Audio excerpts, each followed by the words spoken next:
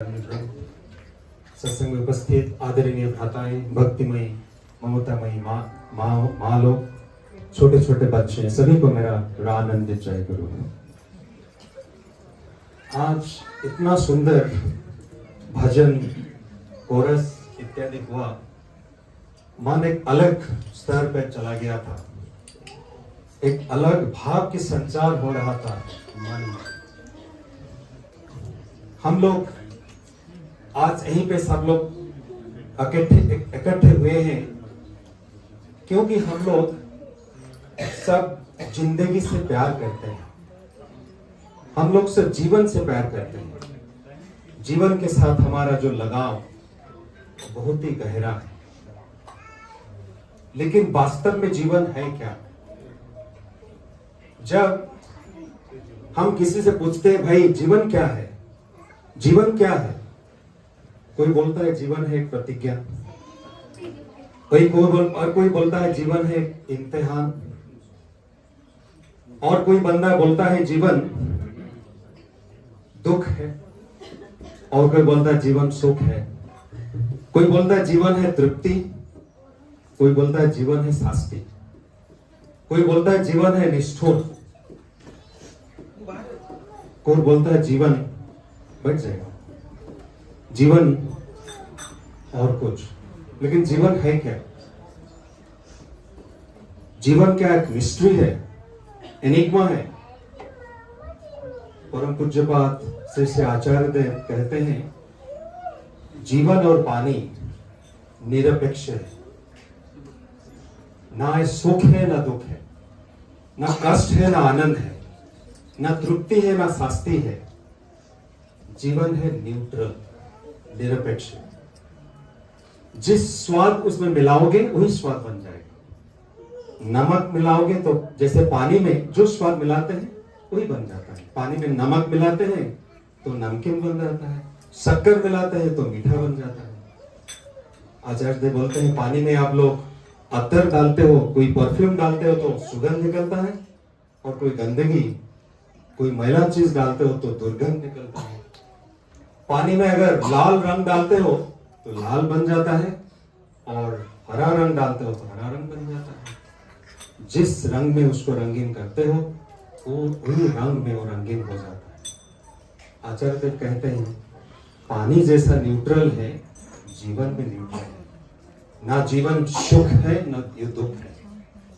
जैसे जिस रंग में उसको ढालोगे वही रंग बनेगा जीवन।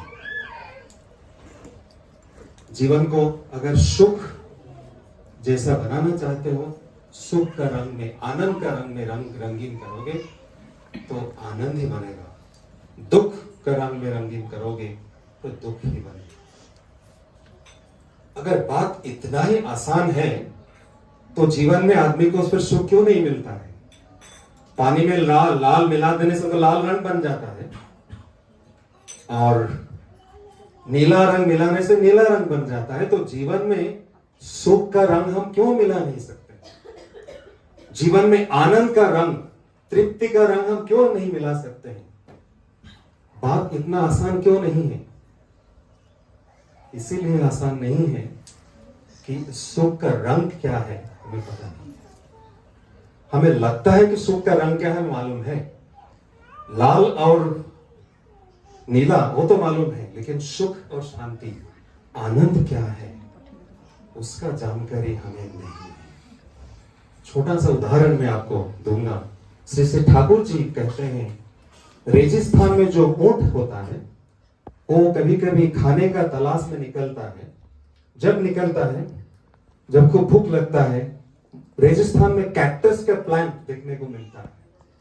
वो कैक्टस को प्लांट को देखते ही खूब आनंद होता है, जोर से भागता है। कैक्टस का जो प्लांट है उसका पत्ता खाने के लिए खाता है, चबाने लगता है। कैक्टस के जो पत्ता है उसके नीचे होता है कांटा। वो जो कांटे, वो पत्ता के साथ कांटे को भी खा लेता है ऊंट, और अपना मुंह से निकलता है खून। जो खून निकलता है वो खून का स्वाद होता है नमकीन। कैक्टस का जो प्लांट का जो पत्ता है और अपना खून का जो स्वाद है वो पत्ता का स्वाद और अपना खून का स्वाद दो मिल जाते हैं, वो स्वाद कुछ अलग ही किस्म का हो जाता है। सोचता है वाह कितना स्वादिष्ट है, कितना आनंद है, आनंद ही आनंद। श्री ठाकुर जी कहते हैं वही है आज की समाज में मनुष्य का हालत। रेगिस्तान का ऊंट जैसा जो सोचता है वो कैक्टस का जो प्लांट में खा रहा हूं, पत्ता खा रहा हूं, कितना स्वादिष्ट है, उसको मालूम नहीं रहता है थोड़ी ही देर में यंत्रणा में, कष्ट में वो अपना समस्त शरीर जर्जरित होगा, थोड़ा सा ध्यान भी उसका नहीं रहता है। वही है आज की मनुष्य का अवस्था। जिसको समझता है आनंद सुख, उसके पीछे दुख ही दुख है, कष्ट ही है, यंत्रणा ही है, वो समझ में नहीं आता है। क्यों नहीं आता है?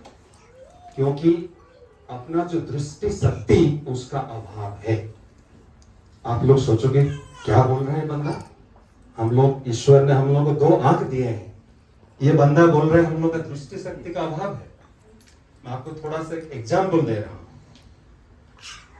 जब हम सुबह उठते हैं, देखते हैं सूरज पूरब दिशा में उसका उदय होता है और पश्चिम दिक में अस्त होता है, तो आंख में हम क्या देखते हैं? सूरज पृथ्वी के चारों तरफ घूमता रहता है, वही हम देखते हैं। वही सोचते थे आज से कोई 100 साल पहले आदमी सोचता था कि सूरज पृथ्वी के चारों तरफ घूमता है। क्यों? क्योंकि हम वही देखते हैं। जब तक आर्यभट्ट ने रिसर्च करते हुए हमें नहीं सिखाया कि सूरज नहीं घूमता है, वो पृथ्वी और सूरज के चारों तरफ, जो हम देखते हैं उसको सच मान बैठते हैं। जो लगता है हमारे लिए आनंद, जो वास्तव में आनंद नहीं है, उसको हम समझ बैठते हैं आनंद। तो आज से हजारों साल पहले आदमी सोचता था पृथ्वी है दुनिया का केंद्र और पृथ्वी के चारों तरफ ग्रह तारा नक्षत्र सब कुछ घूम रहे हैं। वही आदमी फिर क्या सोचता है? मैं ही हूं इस दुनिया का केंद्र, मेरा भाई बंधु, मेरा परिवार के लोग सारे मुझे केंद्र करके घूम रहे हैं, मुझे खुश करना उन लोगों का जीवन का मकसद है। क्यों? क्योंकि मैं ही सब कुछ का केंद्र हूं। वही आदमी सोचता है मेरा खुशी ही हर किसी का खुशी है। जब हम आसमान की ओर देखते हैं, चंद्रमा लगता है बड़ा, जितने सारे ग्रह नक्षत्र हैं तारा हैं छोटे छोटे लगते हैं। हम क्या सोचते हैं? चंद्रमा बड़ा है, जितने सारे नक्षत्र हैं सब छोटा है चंद्रमा के पास। इसी तरह हम क्या सोचते हैं? मैं हूं जीवन में सबसे बड़ा, बाकी जो कुछ है सब छोटे छोटे नगण्य मेरे सामने। मेरा खुशी सबसे बड़ा है मेरे लिए, दूसरों का खुशी मेरे लिए कुछ मायना नहीं रखता है, क्योंकि मैं ही सबसे बड़ा हूं। अगर मुझे कोई गाली देता है तो मुझे बहुत कष्ट होता है, लेकिन मैं किसी को गाली देता हूं, छोटी सी बात है, बोल दिया तो क्या हुआ। वही है समझने में, देखने में अभाव। इसीलिए गुस्ताखी माफ करने के लिए मैं आपको अनुरोध करता हूं। इसीलिए मैंने कहा कि हम लोगों का दृष्टि शक्ति का अभाव। जो देखते हैं उसको सही समझ बैठते हैं, लेकिन वो सच नहीं है। श्री ठाकुर जी फिर कह रहे हैं 3 चीजों का अभाव है। एक है जानने का अभाव, और एक देखने का अभाव, और एक बोध करने का अभाव। हम देखते हैं, सुनते हैं, कोई कुछ बोलता है हम भी सुन लेते हैं, लेकिन बोध नहीं करते। क्या बोल रहे हैं, क्यों बोल रहा है, हम बोध नहीं करते। बोध करने का अर्थ है हम अपने अंतर में उसको बिठा लेना, हृदय में बिठा लेना, समझ लेना सही तरीका से। हम लेकिन बोध नहीं कर पाते हैं। क्यों नहीं कर पाते हैं? इसीलिए नहीं कर पाते हैं क्योंकि हम भाषा के साथ रुक जाते हैं, अनुभूति के ओर नहीं जाते। व्हाट्सएप में कितना मैसेज आता है, कितना ज्ञान के मैसेज आते रहते हैं, ज्ञान वाला मैसेज, वीडियोज आते रहते हैं, हम उसमें ही रुक जाते हैं। फेसबुक में, सोशल मीडिया में कितने अच्छे अच्छे बात मैसेज आते हैं, हम वहीं पे भाषा पे रुक जाते हैं, अनुभूति की ओर नहीं जाते हैं। परम पूज्य पास श्री दादा बोलते थे रसगुल्ला के बारे में, 2-10 घंटा बोलने से भी कुछ नहीं होगा, अगर रसगुल्ला को समझना है थोड़ा उसको मुंह में देना पड़ेगा, तब समझ पाओगे कि क्या है अनुभूति। बातें तो हम लोग बहुत करते हैं, कहाँ पे कोई पार्टी हो रहा है, गेट टुगेदर हो रहा है, बात हम लोग बहुत बात करते हैं, जब खाना आ जाता है बात बंद हो जाता है। क्यों बंद हो जाता है? Because when the realm of experience begins, the realm of words end. जब अनुभूति का शुरुआत होता है तब भाषा बंद हो जाता है, भाषा की कोई शब्द का कोई मायना नहीं रहता है, क्योंकि तब अनुभूति शुरू होता है। तब फिर लोग कोई बातें करना पसंद नहीं करते हैं, तब वो जो खीर आया है उसको एंजॉय करने की भी कोशिश करते हैं। इसीलिए जीवन में चाहिए अनुभूति। श्री ठाकुर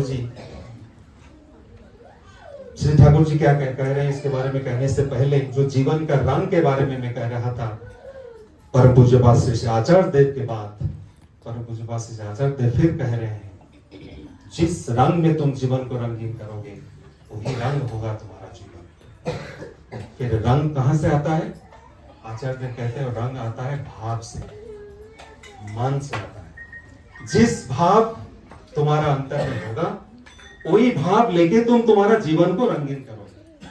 क्रोध का भाव है तो क्रोध के साथ रंगीन करोगे, सबके ऊपर गुस्सा होगी, बोलोगे सब कोई बुरा है, सब कुछ हरामी है, सब कुछ बदमाश, सब कोई बदमाश है, वही भाव में तुम जीवन को रंगीन करोगे।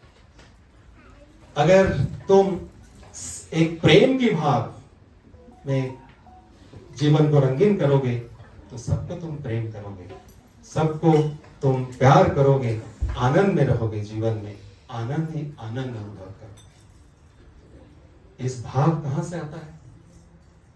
भाव आता है चेतना, हमारे अंदर जो चेतना है वो चेतना जब परिवेश का संघात में आता है तब चेतना में जो संचार होता है वही है भाव। परिवेश जब हमें संघात देता है, परिवेश जब हम आघात देता है, कोई इंपल्स देता है, चाहे अच्छा हो या बुरा, परिवेश से जब संघात मिलता है, मन में जो जागृत होता है वही है भाव। मच्छर काटने के लिए आता है तो परिवेश मुझे संघात दे रहा है, तो मेरा भाव किसी तरह का होगा मेरे ऊपर डिपेंड करता है। गुस्सा हो सकता है और मैं चंचल हो सकता हूं।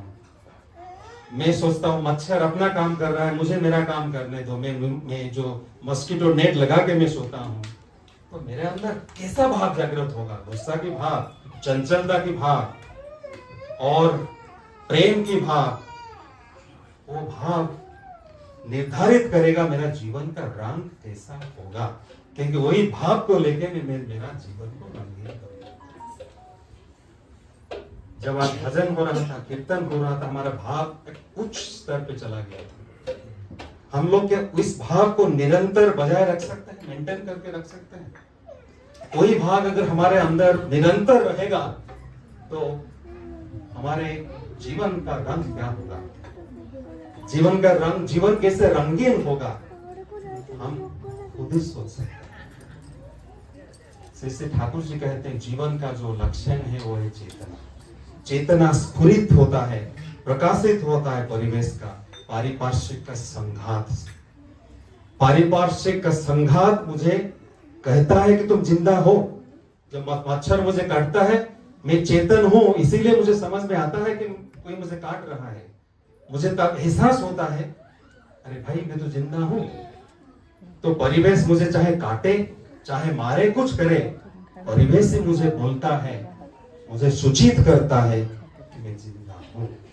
मेरा जिंदा होने का जो लक्षण है वो है मेरा चेतना, और मेरा चेतना प्रकाशित होता है परिवेश का संघात से। श्री ठाकुर जी कहते हैं परिवेश का ख्याल रखोगे तो परिवेश अच्छा इंपल्स होगा, परिवेश के साथ झगड़ा करोगे तो ऐसा ही इंपल्स मिलेगा।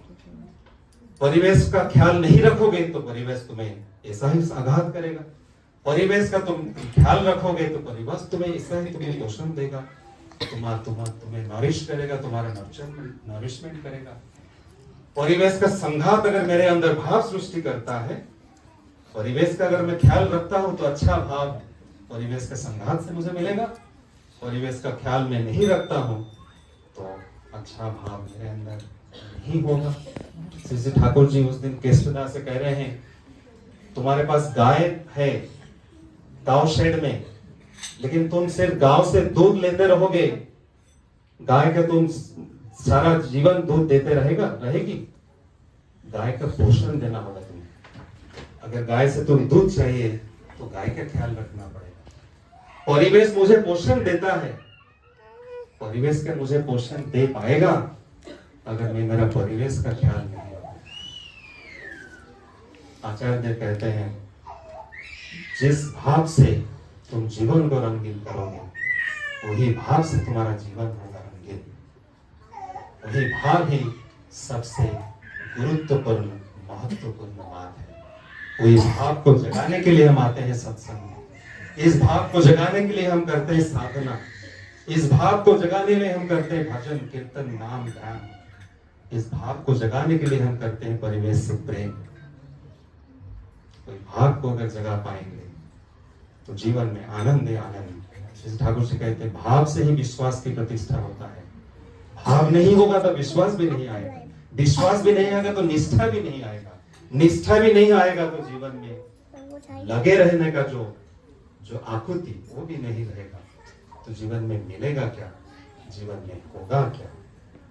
आइए हम लोग वही परम भावी के भाव से भावित होके जीवन को धन्य करें, आनंदमय करें, जीवन को रंगीन करें। वंदे पुरुषोत्तम।